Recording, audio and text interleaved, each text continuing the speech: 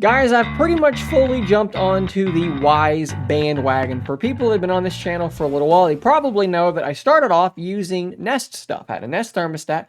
I had Nest cameras everywhere. And then some stuff happened that made me really irritated with Nest. The fact that their new cameras used a new app and their old cameras couldn't use the new app in the same way, and I needed to get a new camera. It made me very, very upset.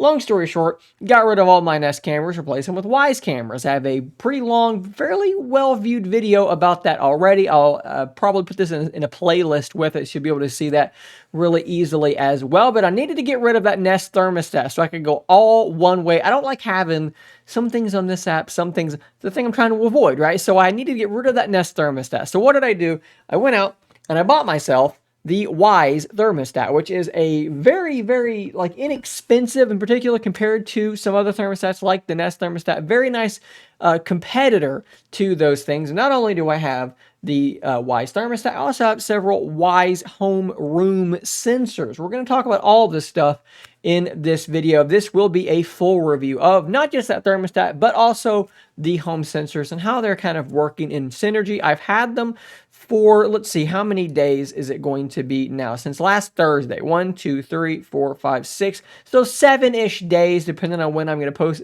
Today would be like 7 days. So by the time you see this, maybe it'll be several more days. But you won't see any information about that. So that is irrelevant. But I think I've had enough time to be able to monitor things and see how well it is working. Before we take a look at the thermostat itself, let's take a look at the thermostat itself on Amazon. Let's get an idea of what we're talking about here. So this thing right now can be purchased for $65.98. So this thing is extremely inexpensive, in particular when compared to what I just replaced. Let's take a look at what I just replaced. How's $179? Now granted, there is their cheaper version that's still $98. It's still cheaper than the cheaper version. And then you also have the room sensors, which are only $29 compared to Nest doing the same sort of thing for closer to $38. So you can see what the hook is for this thing. It is cheaper than what the big boys are doing. Now, I understand there's Ecobee and there's other people out there doing cheap stuff as well. I'm only going to be comparing this in my mind and monetarily in front of you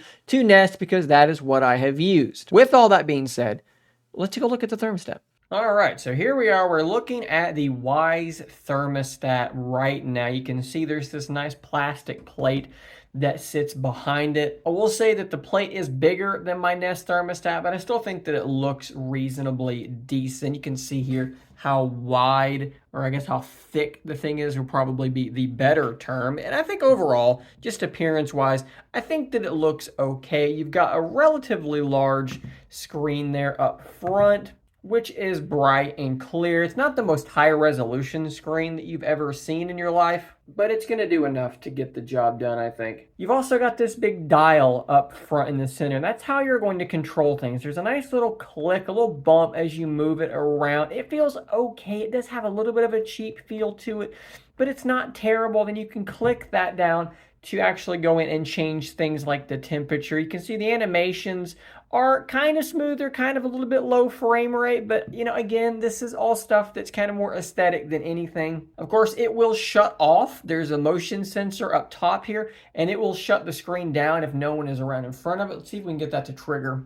And now if I approach again, there you go. It automatically turns itself back on and all that stuff does work pretty well. If you go into your settings here, you can see the current temperature, the state, which allows you to change from home, away, sleep, and you can schedule these things out yourself. Let's go back into that. HVAC mode will allow you to go between auto, heat, cool, and off. I keep mine on auto. Fan control will allow you to turn the fan just manually on right now or be automatic as well.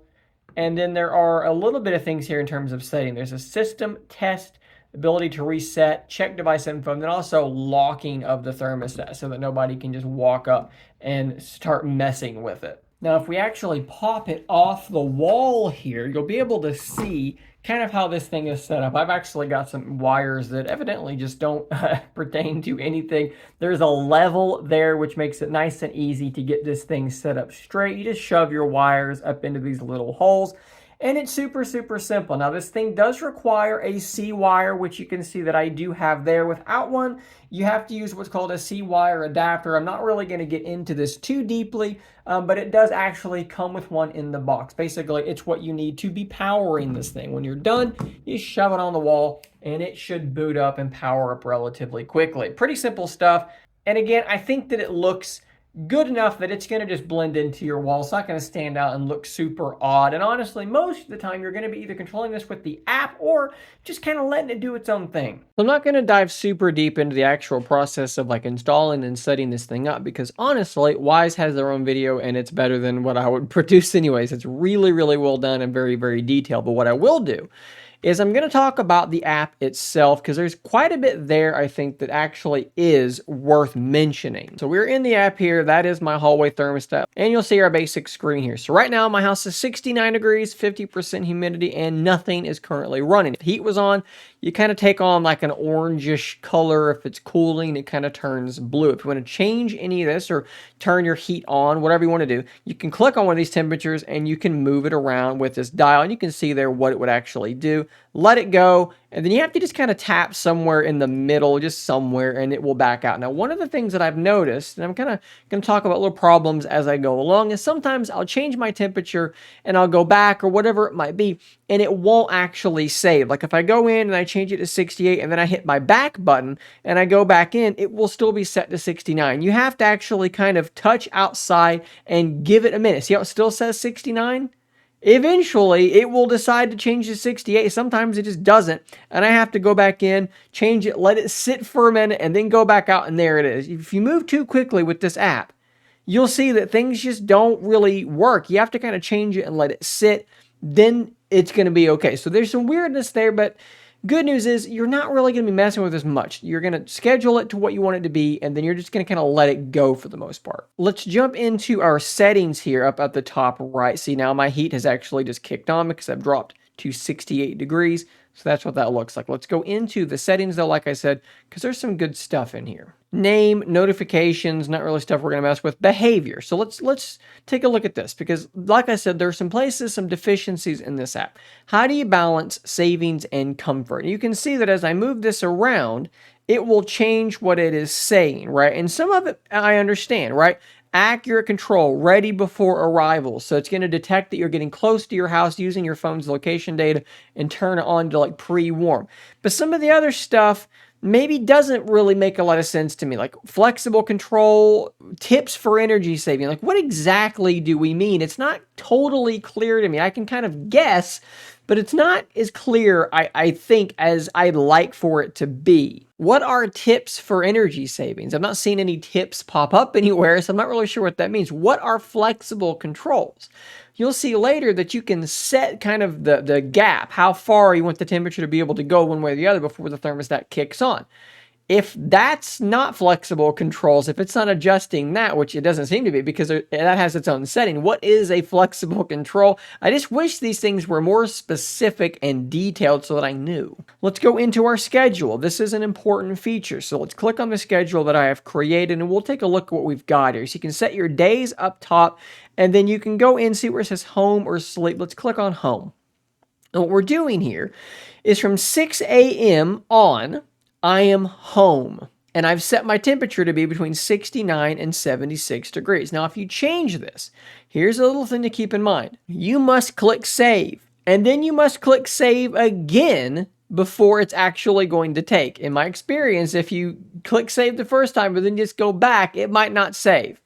Now I have another one for sleep. So from 6 a.m. on, I'm home. From 9:30 p.m. on until it hits the home one again, I am sleeping, and I've dropped my temperature way down. I like it cool whenever I'm sleeping.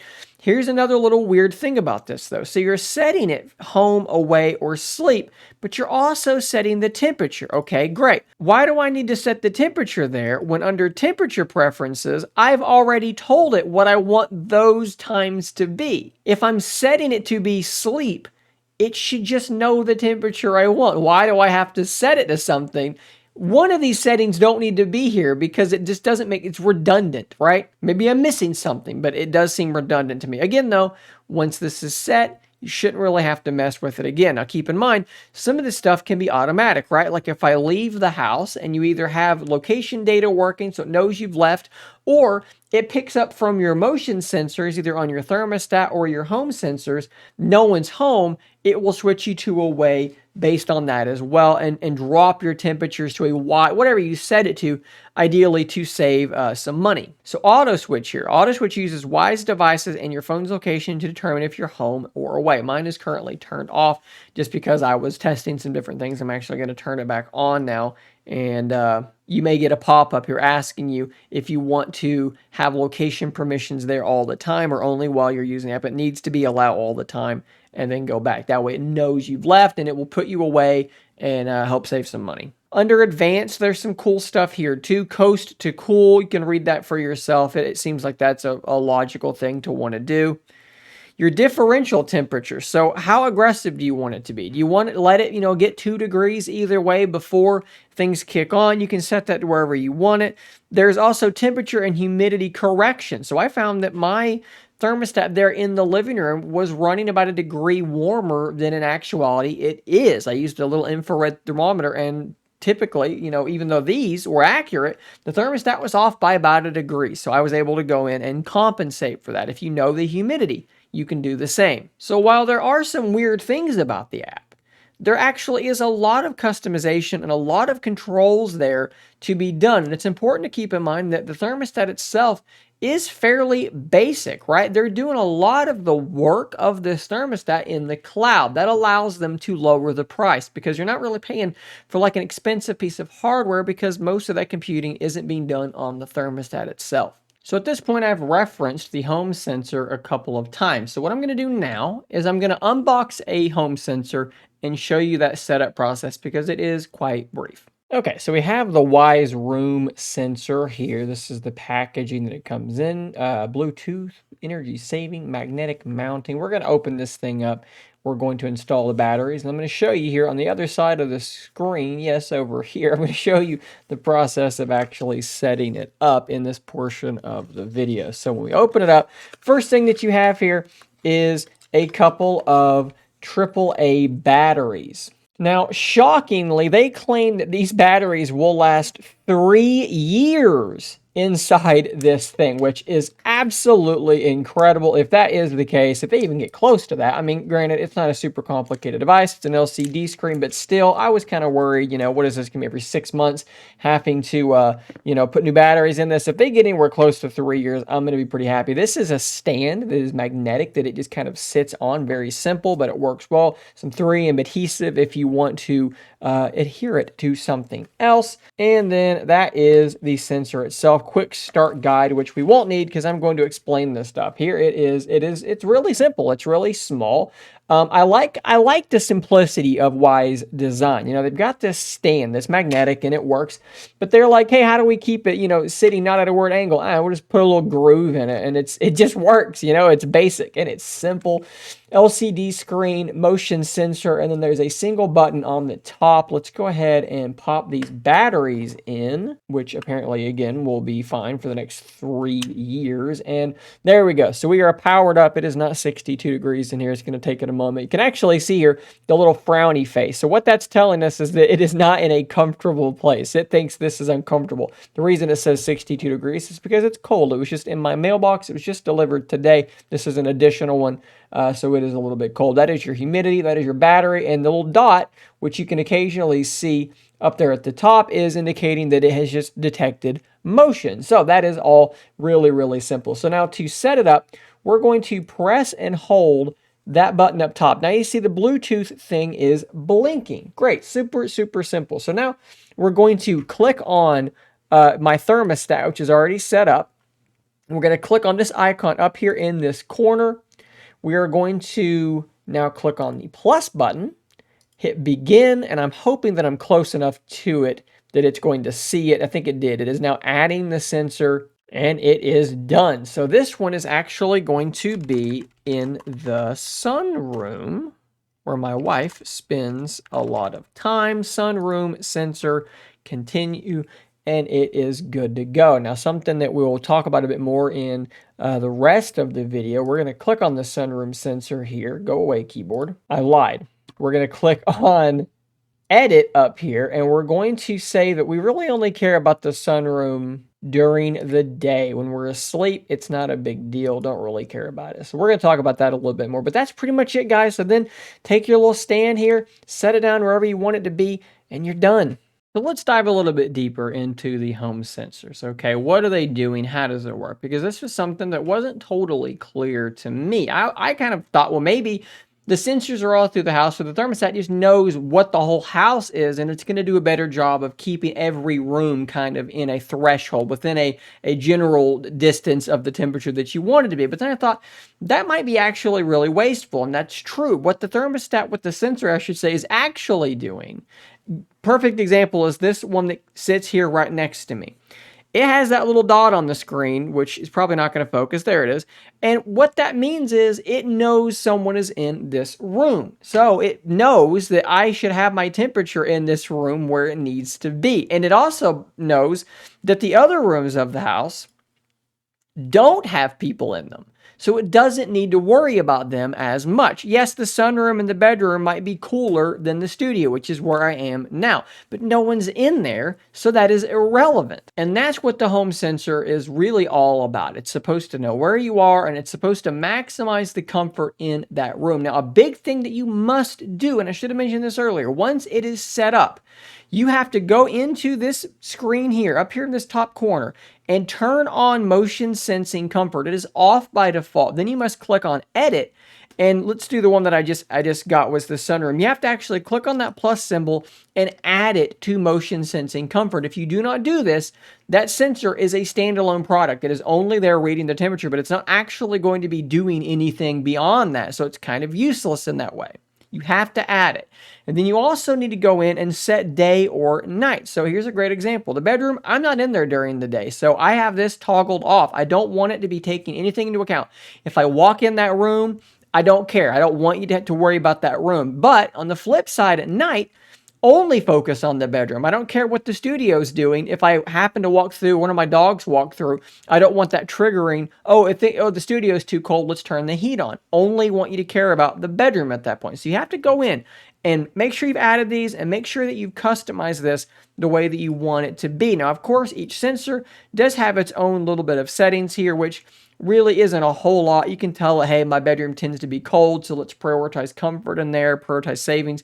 Again, I wish it was a bit more clear what this meant. If you click on learn more, this is pretty much what it tells you. But what does that mean? This sensor will be temporarily excluded from whole house temperature averaging. This will allow savings of energy. Well, what does that mean? If I put it on prioritize savings, it's not going to change the setting back. So what does it mean temporarily? Does it mean it's going to let it go down a little bit further before it kicks in? It's just not as clear as I'd like it to be. And for that matter, what is whole house temperature averaging? Because I watched one of Wyze's own videos and they explicitly said it's going to try and prioritize the room you're in. It's not about averaging. It's not about saying every room in the house needs to be at a certain temperature. It's about saying the room you're in, the room you're occupying, needs to be at a certain temperature. So I don't really know what they mean by whole house temperature averaging, when my understanding is that's not even the point of the sensor. So there's just lots of weird little things about the app that I felt more clear about what was going on with Nest than I do with Wyze. But at the end of the day, once everything is set up, right? And that's where I'm at. Everything is set up and everything is functioning correctly. I like that I can go in and I can look at this graph and see how much heat I used that day for how long. I like that I have this data. Once it's off and running, it seems to be totally fine. Now, I will say, I actually have had to lower my heat to temperature. My house is quite old and it's not super well insulated. It's something I need to address at some point. There's a lot of like drafty areas in this very old house, and like rooms like this would be a little bit chilly. But with this thing in here, I'm noticing that I've actually lowered my heat to temperature because it's actually keeping me warmer. Now, does that mean I'm actually going to be using more gas over the course of the winter or more electricity during the summer? That's absolutely possible. We're going to have to kind of gauge that. But what I've done to compensate is, like I said, I've lowered things. And honestly, I probably could pretty safely drop this thing down to 68 now. I used to keep it like 70, 71. And really 68 is probably comfortable, because the reality is, even though, yeah, I was setting it to 70 or 71, certain rooms had more flow from the vent. So the living room behind me was always like 73. It would get really hot in there. But then rooms like this or the kitchen would be much cooler. So it's going to do a little bit to kind of help balance that out, I think. It's going to make sure that that drafty room you're in is getting warm enough. Now, obviously, there's a lot of stuff that if you buy these things, you have to figure all this stuff out, right? What rooms are hot? What rooms are cold? What temperature do you need to be set at? How can you maximize savings and still be comfortable? All this stuff is things you just kind of have to work out yourself. But with these sensors, I think you probably have the data and the control with this thermostat to try and dial that in fairly well. There is some weirdness, there are some rough edges with the application, but when you factor in the price of the thermostat, the price of these sensors, look, I think, how many sensors do I have now? I have 4 sensors plus the thermostat, which means I spent right around $200 to replace all this. That's still less than the price of the full price Nest thermostat. So $200, 4 sensors and a thermostat. I mean, that's not too bad, to be totally honest with you. So I'm out of the Nest ecosystem completely now, and even though it has some rough edges, I'm set up, and I think I'm fairly happy with this thermostat. Hopefully this has been educational. Maybe you're thinking about purchasing some of these things or trying to learn how they work ahead of time. Hopefully this was useful. Guys, hit that subscribe button. Links in the description to these objects, to these items if you want to purchase them. That helps out the channel a little bit if you do use those links. I'll see you on the next one. And until next time, stay nerdy, my friends.